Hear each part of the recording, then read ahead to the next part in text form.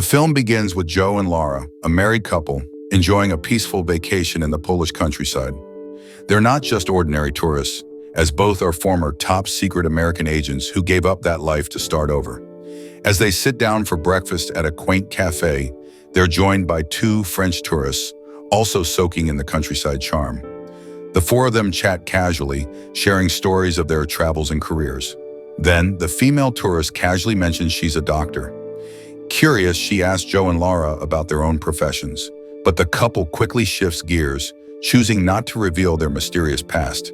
Instead, they smile and tell her they run a small shop. After breakfast, Joe and Lara head back to their lodge. Joe suggests they join the other tourists for a countryside tour, but Lara declines, feeling a bit off. She tells him to go ahead without her, reassuring him she'll be fine at the lodge. Joe hesitates but finally agrees. Before leaving, though, he quietly grabs a weapon, just in case things take a turn during the trip. The group sets off, guided by a local, making their way deep into the forest. Elsewhere, two CIA operatives are flying a small reconnaissance plane, heading toward the same forest. But before they can reach their destination, a loud explosion rips through the air, and their plane is hit from behind, sending it plummeting into the trees. Joe hears the blast and immediately races toward the sound. Back at the lodge, Lara spots thick black smoke rising from the forest.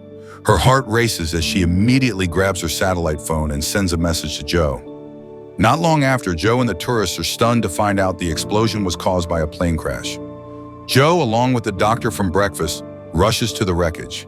They examine the pilots and quickly realize they were shot in the head, not killed by the crash. This wasn't an accident.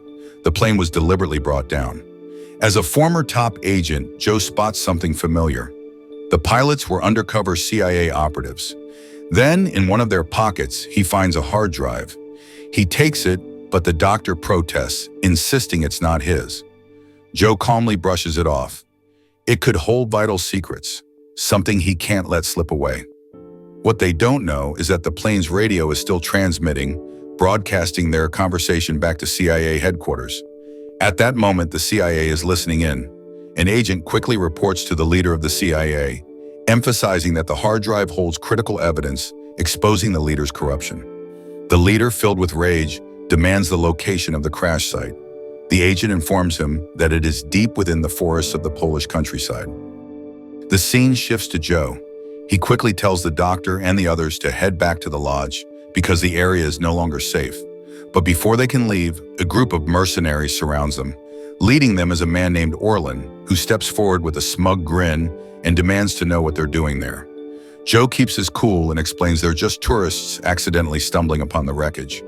Orlin doesn't seem convinced. He turns his attention to the doctor, asking where she's from. She stays quiet, refusing to answer. Without a second thought, Orlin shoots her coldly. Next, he locks eyes with Joe, pressing him about the hard drive from the crash. Joe stays calm, lying through his teeth, claiming he knows nothing about it. But the hard drive's safely hidden in his possession. Orlin narrows his eyes, gun aimed at Joe's chest, trying to figure out if he's lying. But Joe's calm demeanor throws him off. Joe convinces him he's telling the truth. As Orlin's men start searching the plane wreckage, Joe sees his opening. He lunges, grabbing one of the mercenaries' vehicles. He floors it, but the engine sputters and the car stalls in the middle of the road. Just as he's about to be caught, Joe spots a motorcycle. In a flash, he snatches it from one of the mercenaries and speeds off, narrowly escaping the chaos.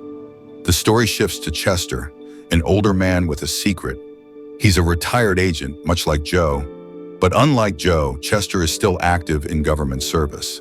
The leader of the CIA contacts him with a new mission to capture Joe in the Polish countryside. Chester pauses, confusion in his eyes as he processes the information. Joe retired 5 years ago, and the timing does not make sense. But the situation is urgent because Joe has stolen a critical hard drive capable of bringing down the CIA. Chester is the only one trusted for the mission, and he's being offered double his usual pay to get the job done. With a nod, Chester accepts. Duty calls. He's on the next plane to Poland. Meanwhile, Orlin, the mercenary leader, has lost track of Joe, but he's sure he's still somewhere in the woods. Frustrated, he yells into the trees, threatening to kill all the tourists at the lodge, including Lara, Joe's wife, unless Joe surrenders. Joe, hiding nearby, hears the threat and immediately grabs his satellite phone. He calls Lara, warning her to get ready for the worst. Lara doesn't hesitate. As a former top-secret agent, she switches into combat mode. In seconds, she's armed and prepared. She quickly moves to the next room of the lodge, urging a tourist to hide under the bed for safety. Just as she secures the tourist, Orlin's men burst in. Without missing a beat, Lara takes them down fast, wiping out the threat with military precision. Elsewhere, Chester, a secret agent working for the leader of the CIA, arrives at a secluded hotel in the countryside. He steps out of the car, the driver waiting beside him. Without a word, Chester hands him a vial of poison, silently testing its power. As soon as the driver leaves, Chester watches with cold satisfaction. Moments later, the man collapses and dies on the spot. Chester's lips curl into a small smile, pleased with the flawless result of his poison. Meanwhile, Joe stumbles back into the village, worn out from his journey. He sneaks into an empty house, relieved to find solitude. After a few moments of rest, he picks up the landline and dials the leader of the CIA. On the call, Joe demands to know why the hard drive he found is so crucial. He's tired of the games and wants answers. The leader of the CIA quickly brushes it off, claiming the drive holds vital government secrets and orders Joe to return it immediately. But Joe isn't fooled. He already knows the truth. The hard drive contains evidence of the leader's corruption and the shady dealings of other high-ranking officials. At that moment, Joe makes it clear he has no intention of handing over the hard drive. He's had enough of corrupt officials like the CIA leader, and he plans to expose everything to the public. The CIA leader is thrown into a panic, realizing the danger. He quickly tracks Joe's call to find his location and contacts Chester with the information. The leader doesn't waste any time, urging Chester to eliminate Joe and retrieve the hard drive, no matter the cost. Chester wastes no time either, heading straight for the house where Joe is hiding. Back at the house, Joe quickly dials Lara. He apologizes for the chaos he caused by taking the hard drive from the crashed CIA plane. He explains it was to expose the corruption of powerful figures, hoping to stop them from hurting their country any further. Lara listens, her support unwavering. She reassures him she can take care of herself and urges him to stay safe. Just as the call ends, Chester unexpectedly shows up.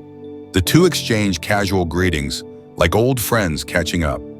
It doesn't take long for Chester to cut to the chase, asking if Joe took the hard drive. Joe lies, saying Orlin, the mercenary leader, already took it. Chester's calm, but there's something in his eyes that says he doesn't buy it. He suggests Joe hand over the hard drive now to avoid any violent confrontation. Chester pours 2 drinks, offering one to Joe.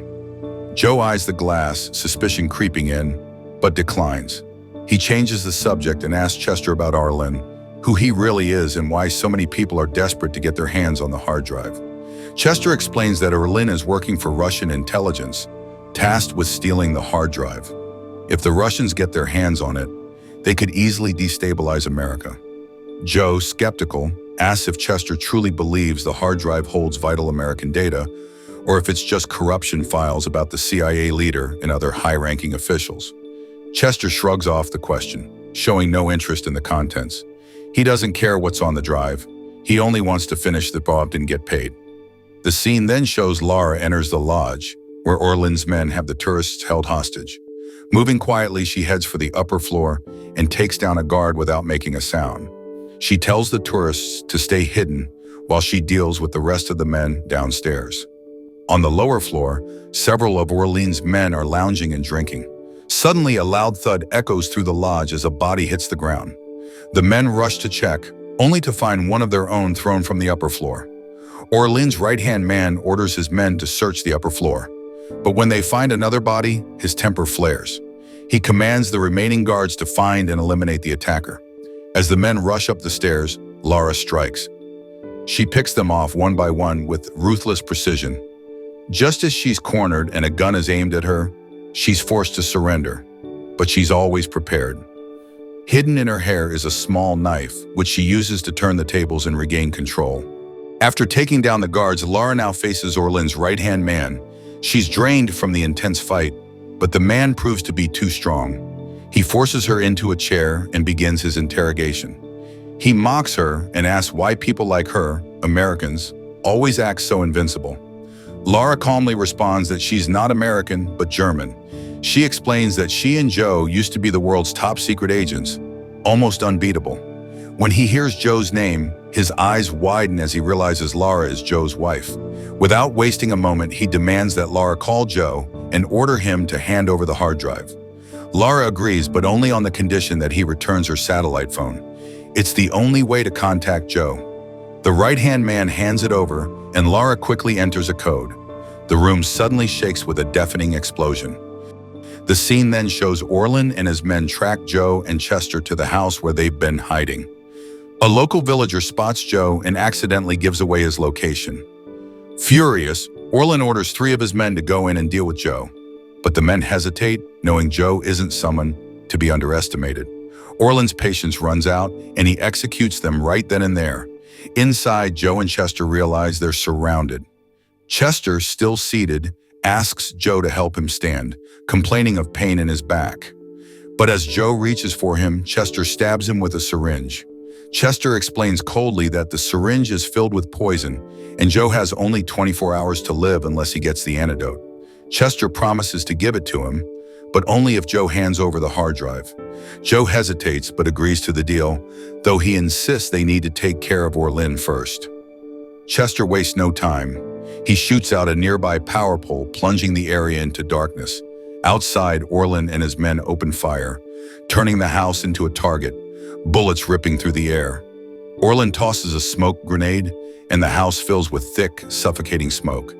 His men charge in, but Joe and Chester are prepared, and chaos erupts. In the middle of the fight, Chester detonates a grenade, blowing the garage door wide open. The explosion sends the hard drive flying out of Joe's hands. Chester grabs it in an instant, but instead of retreating, he strikes Joe hard and takes off. Now left alone, Joe faces Orlin's men, outnumbered and already injured. He fights back fiercely, but it's clear he's struggling. The battle intensifies when another grenade explodes, sending Joe crashing into the wall, weakening him even more. Moments later, Orlin approaches Joe, gun in hand. He asks why Joe didn't just hand over the hard drive, avoiding all this chaos. Joe fires back, questioning what's so important about the drive that Orlin would go to such extremes. Orlin's eyes harden as he reveals the truth. The hard drive contains evidence of corruption involving the CIA's leader and top American officials. He despises them and believes the hard drive is the key to bringing them down. He even admits that he shot down the CIA plane earlier just so he could get his hands on it. Joe's eyes widen. He realizes Orlin isn't just a hired gun for Russian intelligence. They're after the same thing, exposing the corrupt leaders of America. Without missing a beat, Joe apologizes, explaining that Chester already stole the hard drive. He suggests they team up to track Chester, who's probably heading to the lodge to target Lara. Orlin agrees and the two rush off, an uneasy alliance forming between them. As they make their way, Joe calls the CIA leader, promising to expose his corruption.